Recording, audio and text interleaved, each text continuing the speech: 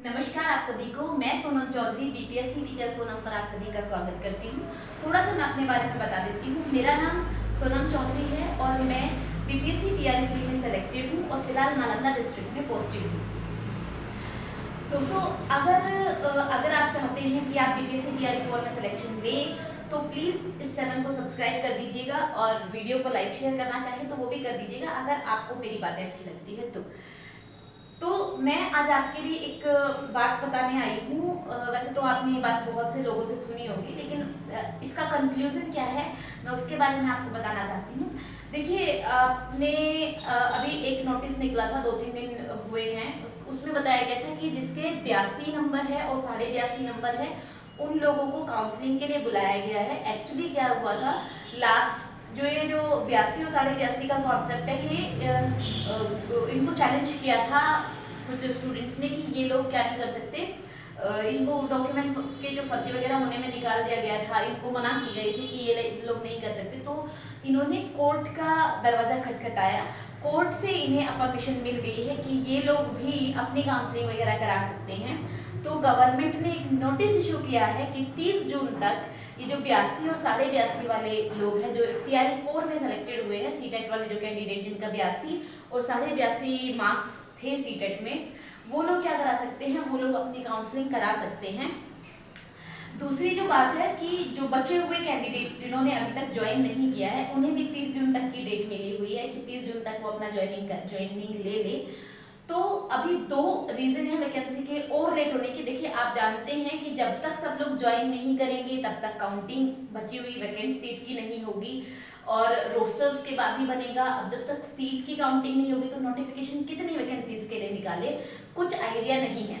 तो ये जो अभी जिनको 30 जून तक फिर से काउंसलिंग के लिए बुलाया गया है, फिर उनको स्कूल अलॉट होंगे, फिर उनकी ज्वाइनिंग होगी, फिर वो ज्वाइन करते हैं कि नहीं करते, फिर उनकी डेट्स जो है वो चेक की जाएगी और फिर देखा जाएगा कि उनमें से कितने लोगों ने ज्वाइन किया है और क्या कैलकुलेशन रही है ज्वाइन करने के बाद, कितनी सीट्स बची हैं आपकी ज्वाइन करने के बाद।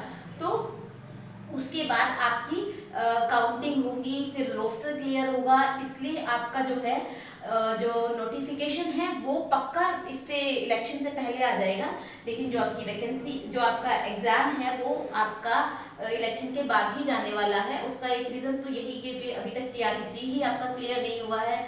दूसरा रीज़न ये है कि क्योंकि सारा का सारा जो गवर्नमेंट का स्टाफ है वो इलेक्शन कराने में बिजी हो जाएगा, सभी सेक्टर्स ऑक्यूपाई हो जाएंगे, तो कुछ भी फ्री बचेगा ही नहीं। तो आप लोग सोचें कि फिर ये कहीं कैसे कराएंगे एग्जाम, लेकिन आप लोगों को धैर्य रखना है। दूसरी बात, ये उन लोगों के लिए गोल्डन चांस है जिन्होंने अभी तक तैयारी नहीं की है और नोटिफिकेशन के आने का वेट किया है कि नहीं नोटिफिकेशन आ जाएगा हम तो तभी शुरू करेंगे। देखिए, नोटिफिकेशन आने के बाद ये 1.5 महीना भी नहीं देते हैं। टीआरई 3 की मैं बात करूँ तो जो कैंसिल होने से पहले का एग्जाम था वो 8 फरवरी को मैंने वो किया था, अपना फॉर्म फिल किया था, मुझे याद है, और 15 मार्च या 17 मार्च के आसपास हमारा पेपर था।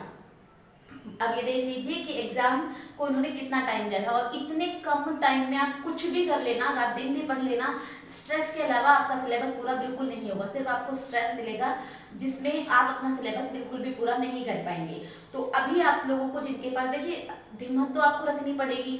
और दूसरी बात ये है कि जो लोग टीआरई 4 की तैयारी कर रहे हैं वो साथ साथ आपकी जो ये तैयारी है वो केवीएस के लिए भी काम आने वाली है, क्योंकि टीआरई 4 का नोटिफिकेशन कब आएगा इसकी इतनी श्योरिटी नहीं है जितनी श्योरिटी इस बात की है कि केवीएस का नोटिफिकेशन आएगा। और केवीएस का जो नोटिफिकेशन आने के बाद का जो एग्जाम है वो भी बहुत कम टाइम देता है। मैं लास्ट टाइम केवीएस को क्रैक किया था बट अनफॉर्चुनेटली मैं इंटरव्यू नहीं कर पाई और इस बार मैं पूरी कोशिश करूंगी कि मैं वहां तक पहुंचूं। अगर आप भी चाहते हैं कि आप इन दोनों एग्जाम को एक साथ तैयारी करें तो आप मेरे चैनल को सब्सक्राइब कर सकते हैं। कोई भी आपको इशू होता है, आप सिलेबस जानना चाहते हैं, आप कुछ भी जानना चाहते हैं इसके रिगार्डिंग, तो आपको ये जानना है कि कौन से सब्जेक्ट की तैयारी किस तरीके से करें, तो आप मुझे कमेंट में एक बार बता सकते हैं। मैं सोनम चौधरी हमेशा आपकी जर्नी में साथ दूंगी। उम्मीद है कि आप भी मेरा साथ देंगे। बस इतना ही कहना था, धैर्य रखना है, आपकी जो तैयारी है वो खाली नहीं जाएगी और बहुत सारे चैलेंजेस हमें मिलते हैं, उन्हीं चैलेंज में से एक ही चैलेंज है ये वेट। तो इस वेट को आपको बेकार नहीं जाने देना है, इसमें अपनी तैयारी को एक आयाम देना है। मुझे उम्मीद है आपको मेरी बातें समझ आ रही होगी। तो थैंक यू वेरी मच।